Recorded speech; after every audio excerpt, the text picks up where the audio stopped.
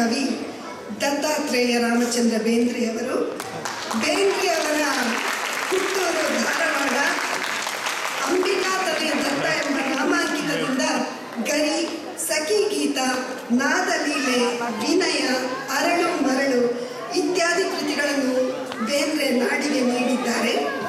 ಅವರಿಗೆ ಜ್ಞಾನಪೀಠ ಪ್ರಶಸ್ತಿ ತಂದುಕೊಟ್ಟ ಕೃತಿ ನಾಲ್ಕು ತಂತಿ. ಕನ್ನಡ ಭಾಷೆಯ ಸಿರಿ ಸೌಂದರ್ಯವನ್ನು ಬಿಂಬಿಸಿ ಬದುಕನ್ನೇ ನಾಲ್ಕು ತಂತಿಯಾಗಿ ಮಾಡಿ ಸುಂದರ ಸಾಹಿತ್ಯವನ್ನು ಮೀಟಿದ ಬೇಂದ್ರೆಯವರು ತಮ್ಮ ಕೃತಿಗಳ ಮೂಲಕ ಕನ್ನಡದ ಘಮಲನ್ನು ರಾಷ್ಟ್ರಾದ್ಯಂತ ಪಸರಿಸಿದರು.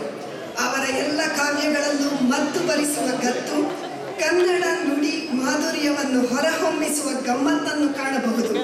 ಈಗ ಬನ್ನಿ, ಬೇಂದ್ರೆಯವರ ಒಂದು ಜನಪ್ರಿಯ ರಚನೆ ಇಳಿದು ಬಾ ತಾಯಿ ಇಳಿದು ಬಾ ಹಾಡಿಗೆ ಒಂದು ನೃತ್ಯ ಸಂಯೋಜನೆ.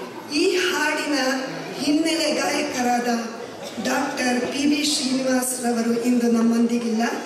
ಅವರಿಗೆ ನಮ್ಮ ಭಾವಪೂರ್ವಕ ಶ್ರದ್ಧಾಂಜಲಿ.